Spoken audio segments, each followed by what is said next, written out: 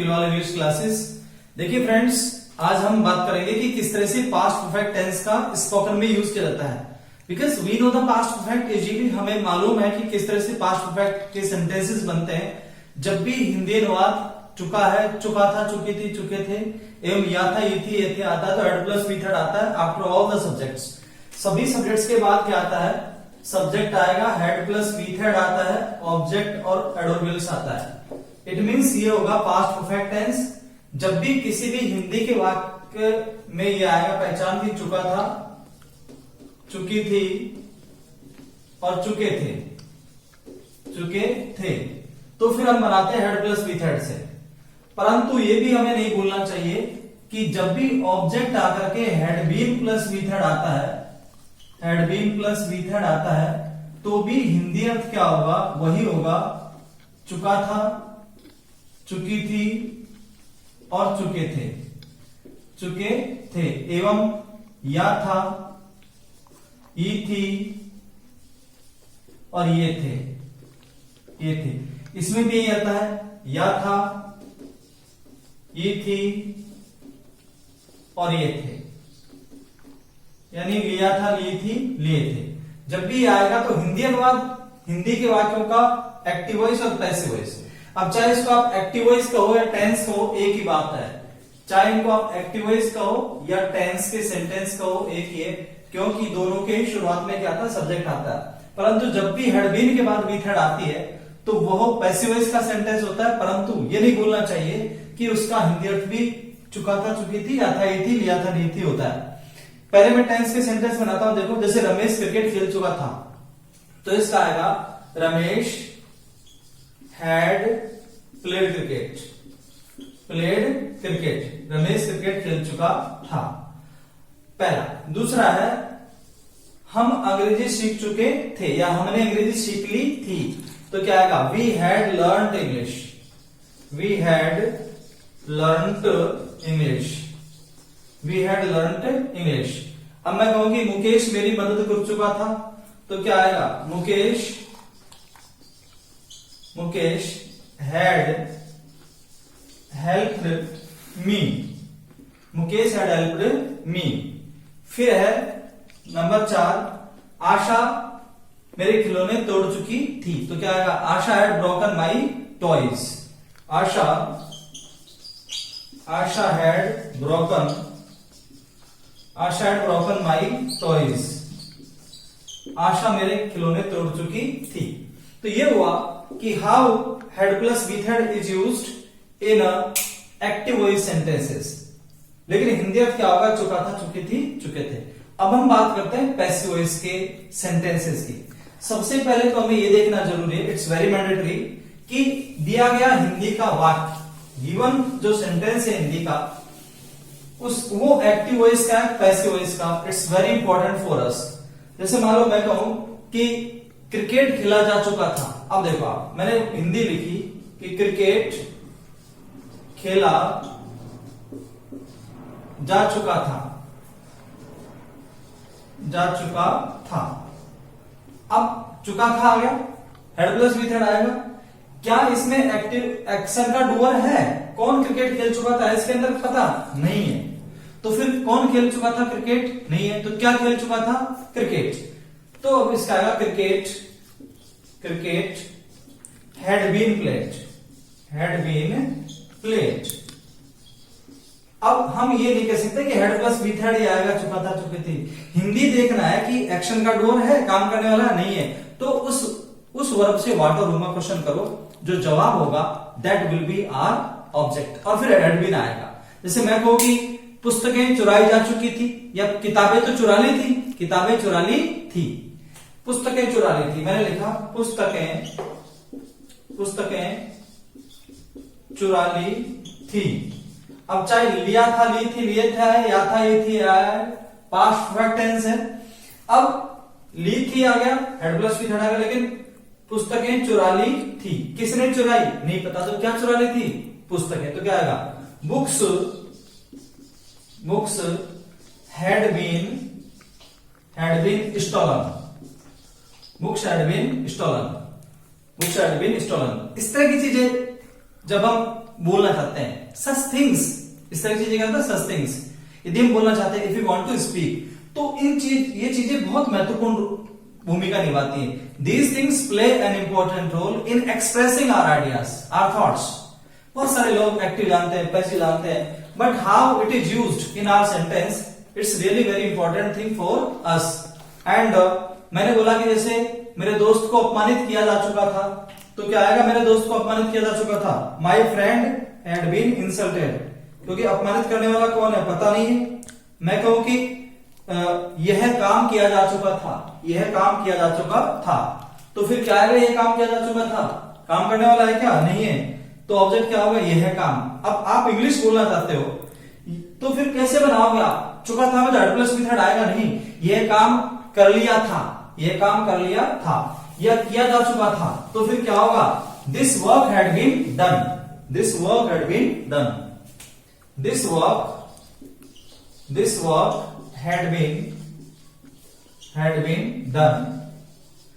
तुम्हारे आने से पहले, before you came,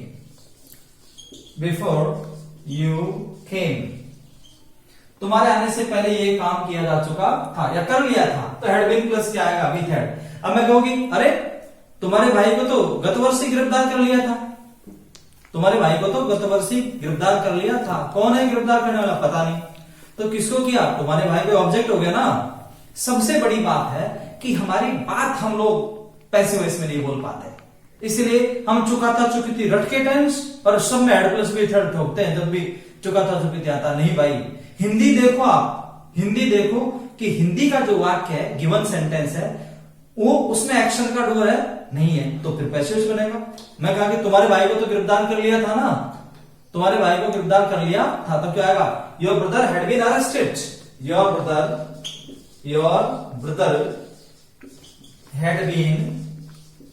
had been arrested, your brother had been arrested। अब मैं कहूं कि मीरा का अपमान किया था, मीरा का अपमान किया था, या मीरा को अपमानित किया जा चुका था, को आ गया ना, व्यक्ति के बाद को आए, व्यक्ति के बाद को आए, तो क्या आएगा, को के पहले ऑब्जेक्ट होता है, को के पहले क्या होता है, ऑब्जेक्ट। जैसे तुम्हारे दोस्तों को अपमानित किया गया था, तुम्हारे दोस्तों को अपमानित किया गया था, तो क्या आएगा, your friends had been insulted, your friends had been insulted. इसको इंसल्टेड नहीं, इंसल्टेड, टीईडी और डीईडी का इड आता है। अगर आप ऐसी चीजें सीखना चाहते हो, if you want to learn such things, तो फिर इनके लिए, देन फॉर दीज थिंग्स, इन चीजों के लिए आपको प्रोनाउंसिएशन के रूल्स की आप वीडियो देखें, you will find this kind of things in a very detail manner. So I am sure that you will see those videos which will help you lot, आपकी बहुत मदद करेंगे। तो this things we have got easily, हमें समझ में आ गया कि किस तरह से, जैसे चाय बना ली थी, चाय बना ली थी, रमेश के आने से पहले चाय बना ली थी। अब क्या होगा, tea had been made before Ramesh came, tea had been made before Ramesh came. Ramesh के आने से पहले चाय बनाई जा चुकी थी या चाय बना ली थी, तो क्या आएगा, tea had been made, tea had been made, tea had been made before Ramesh came, before Ramesh came। So I'm telling you that how passive voice are used in our expressions, in our sentences. Really, I'm telling you, it's really very amazing things. So many people know the grammar, so many people know the grammatical basic things, but they know the passive voice, they know the active voice, they know the tenses, but even after learning tenses and all the things, they don't know that how to use grammar in our language। बोलते समय इस passive voice का किस तरह से use होता है, जब तक कोई चीज यूज नहीं की जा सकती वो बेकार है, वो सिर्फ पुस्तकीय ज्ञान है जो आपकी अमूल्य निधि है, आपकी अमूल्य धरोहर है, मगर कुछ चीज का आपके व्यक्तित्व से कोई सरोकार नहीं है। आप चाहते हो ये आपके व्यक्तित्व में झलके, आप चाहते हो कि these things must resemble in your personality, then practice is the only thing by which you can resemble these things in your personality। Okay, so what I'm telling you in next thing is right, had plus V third का clear होगा step हमारे समक्ष, और भी past perfect की important things है वो मैं आपको बताना चाहता हूं। देखिए, कभी कभी सेंटेंस में डबल हेड आते हैं, sometimes generally double heads are used together in a sentence, एक साथ आते हैं और हम लोग बैफल्ड हो जाते हैं, फ्लैबरगास्टेड हो जाते हैं, कंफ्यूज हो जाते हैं कि what to do, I mean dilemma, क्या करूं, आई डोंट गेट, मुझे समझ नहीं आता all these things easily. So let's see how these things are important for us. ये चीज हमारे लिए कैसे इंपॉर्टेंट है. जब भी डबल हेड आएंगे तो what is the meaning of such sentences really. I will explain these things in detail. मैंने बोला I had food, I had food. I had food का मतलब है जब भी डबल हेड आएंगे, फूड आए तो ये तो हेल्पिंग वर्ब हो गया, ये हो गया. आई हैड फूड, मैं खाना खा चुका था. जब तुम मेरे पास आए, when you came to me, when you came to me, जब तुम मेरे पास आए. आई हैड फूड, ये हेल्पिंग वर्ब हो गया. इस हैड का अर्थ है ईटन या टेकन, ईटन या taken. I had food when you came to me, मैं खाना खा चुका था जब तुम मेरे पास आए. जब डबल हेड आए, फूड लिखा हो तो समझ लो कि उसका अर्थ खाना है, लेना है. आपको डबल हेड देख के कंफ्यूज नहीं होना. फिर है Meera had a lot of pen.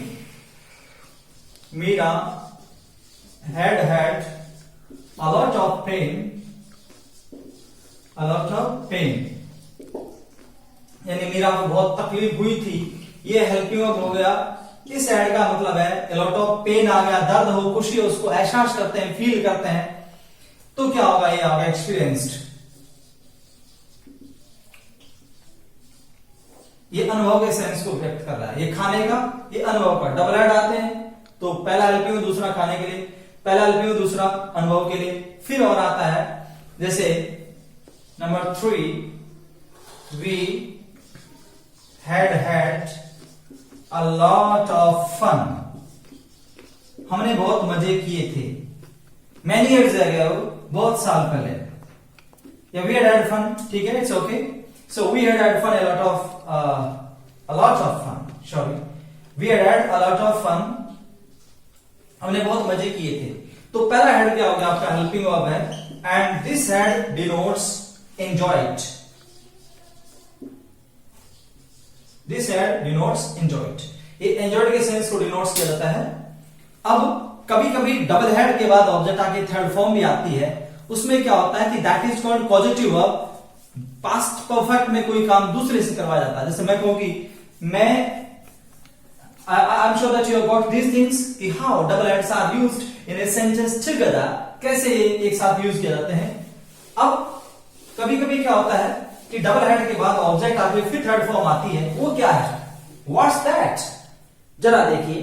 जैसे मैं मेरे बाल कटवा चुका था तो क्या आएगा, I had got, I had my hair cut. इसका मतलब है कि मैं मेरे बाल कटवा चुका था. ये है थर्ड फॉर्म, मैं मेरे बाल कटवा चुका था. अब मैं कहूं कि हम बहुत सारे काम करवा चुके थे तो क्या आएगा, we had many work done. देखिए वर्क्स नहीं हो सकता क्योंकि वर्क्स किसी लेखक की कृतियां होती हैं. हमें लगता है कि एक होमवर्क है तो बहुत सारे वर्क्स, बहुत सारे काम होंगे. नहीं, नो, इट्स रॉन्ग, क्योंकि वो पीस ऑफ वर्क आता है. So what I am telling you is that when double head are used together in a sentence, then third form of the verb is used after the object. You know, it's object in both sentences. ये object है. जब भी double head एक साथ आकर के object के बाद थर्ड फॉर्म आती है तो ये हमें नहीं भूलना चाहिए. We should not forget it that first had is helping verb और जो दूसरा हेड है वो पॉजिटिव वर्ब है. पॉजिटिव वर्ब क्या होता है, जब हम काम किसी और से करवाते हैं, when we get our work done with others by the help of others, then double heads are used. ये एक पॉजिटिव वर्ब का है. Positive verb, it's positive verb, it's positive verb. इसका मतलब है कि जब भी डबल हेड आके ऑब्जेक्ट के बाद थर्ड फॉर्म आता है वो सेंटेंस क्या डिनोट्स करता है, यानी हमने काम किसी और से करवाया था. ये डबल हेड के जो कभी कभी चुनौतियां आती हैं तो उसको मैंने आपको एलैबोरेट किया. अब आप देखिए इसी में है, जब आप पास्ट में किसी स्थान पर होकर आए थे, जैसे मैं दिल्ली हुए आया था, मैं कलकत्ता हुए आया था, मैं जर्मनी हुए आया था, मैं आगरा हुए आया था. अपन लोग बोलते हैं मैं दिल्ली हुए आया था, टेंस से तो बनेगा नहीं, चुका था चुकी थी नहीं होता, हुए आया था, होकर आया था. had been to plus place is used. How these things are used, let's see in detail.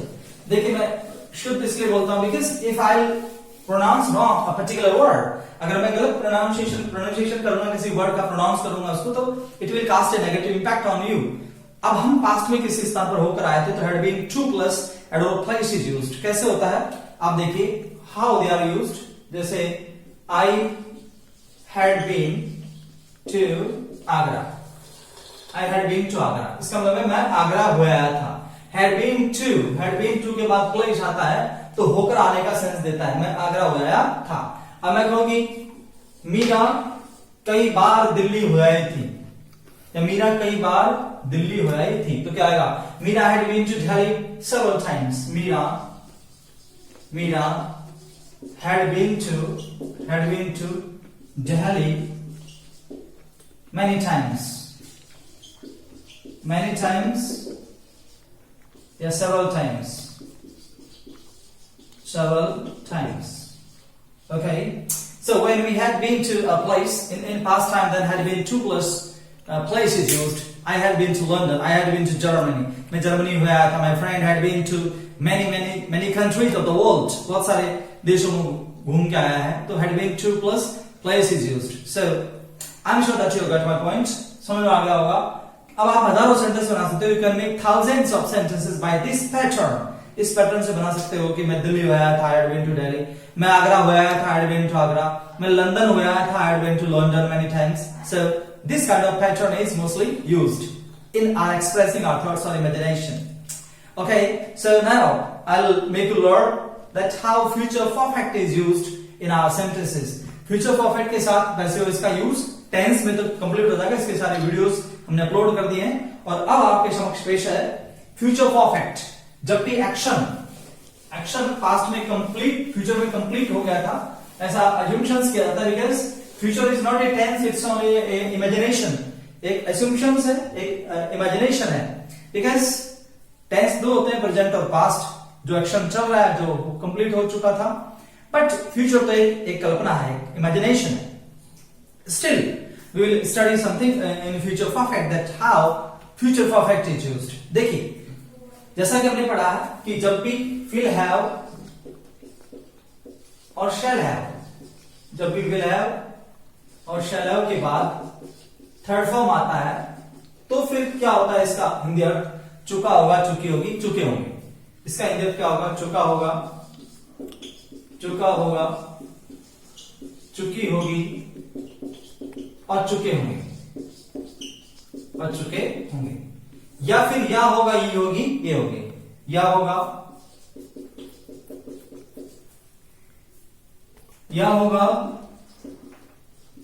ये होगी और ये होंगे।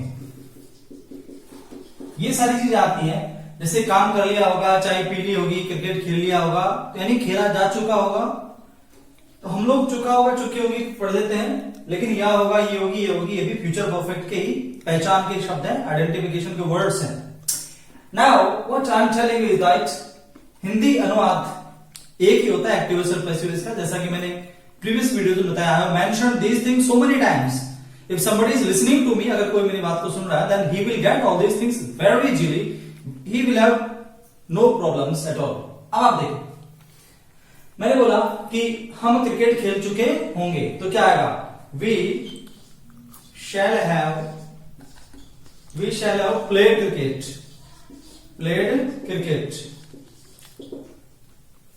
फिर है रोहित अंग्रेजी सीख चुका होगा, Rohit will have learned English, Rohit will have learned English, Rohit अंग्रेजी सीख चुका होगा। जैसे मीरा अपना जन्मदिन मना चुकी होगी, तो क्या आएगा, Meera will have celebrated her birthday, Meera will have celebrated her birthday. ये सारी चीजें, all these things. So what I am telling you, सभी सेंटेंसेस के बाद will have, shall have plus V third आएगा, हिंदी अर्थ होगा, चुका होगा, चुकी होगी, चुके होंगे। परंतु ध्यान रखिए, जब पैसिव वॉइस का वाक्य होगा हिंदी का, तो उसकी पहचान भी या होगा, ये होगी, ये होंगे, और चुका होगा, चुकी होगी, चुके हैं ही होता है, परंतु उसका जो पैटर्न है दैट विल बी डिफरेंट। उसमें क्या आएगा पैटर्न? उसमें आएगा ऑब्जेक्ट, ऑब्जेक्ट के बाद आएगा will have, shall have plus been, और फिर उसके बाद आएगी वर्ब की third form. This pattern will be used. जैसे मैंने कहा कि क्रिकेट खेला जा चुका होगा, क्रिकेट खेला जा चुका होगा, तो क्या आएगा? Cricket will have been played, cricket will have been, cricket will have been played. अब मैं कहूं कि यह काम किया जा चुका होगा, तो क्या आएगा? यह काम कर लिया होगा। This work will have been done, this work will have been done, this work will have been done। अब मैं कहूं कि फूल तोड़े जा चुके होंगे या फूल तोड़ लिए होंगे, फूल तोड़ लिए होंगे, तो क्या आएगा? flowers will have been plucked, flowers, number 3, flowers will have been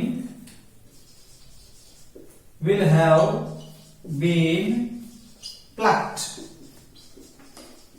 flowers will have been plucked। अब मैं कहूं कि मेहमानों के लिए चाय बना ली होगी, मेहमानों के लिए चाय बना ली होगी, तो क्या आएगा? tea will have been made for the guests, tea will have been made। number 4, tea will have been made किसके लिए? मेहमानों के लिए, तो क्या आएगा? for the guests, tea will have been made for the guests। अब मैं कहूंगी तुम्हारे भाई को अपमानित कर दिया होगा, your brother will have been insulted। यहां से पुस्तकें चुराई जा चुकी होंगी या यहां से किताबें चुरा ली होंगी, तो क्या आएगा? books will have been stolen from here। इस वर्ष के अंत तक, by the end of this year, इस महीने के अंत तक, by the end of this month। देखिए our main focus is that कि आप चाहे रीडिंग करें, चाहे बोलें, चाहे पढ़ें, चाहे बात करें, पैसिव वॉइस का प्रैक्टिकल यूज से आप लोग वंचित नहीं रहे। You must not be deprived of the using of practition of passive voice in your language, तो मैं समझता हूं कि you got all these things, और फ्यूचर परफेक्ट के जो रिमेनिंग थिंग्स है वो कल करेंगे, और उसके बाद सारे models, how models are used in our language. Spoken English में मॉडल्स किस तरह से पैसिव फॉर्म्स में यूज किए जाते हैं, we will study all these things in detail in tomorrow's video. And आपको लगता है कि this is very important for us, तो आप अपने दोस्तों के बीच इसको शेयर करें, लाइक करें और अपने चैनल को सब्सक्राइब करें। जैसे ही अपने चैनल का मोनेटाइजेशन होगा, और वो भी ग्रामर की, जो चाहे आरपीएससी हो या यूपीएससी हो, जितनी भी एग्जाम से कॉम्पिटिटिव, उसकी इंग्लिश की ग्रामर बेहतरीन अंदाज से पढ़ाऊंगा, and you will get the benefit of all this things so much. तब तक के लिए आप सभी को धन्यवाद। Have a nice day, you are welcome to once again, thank you.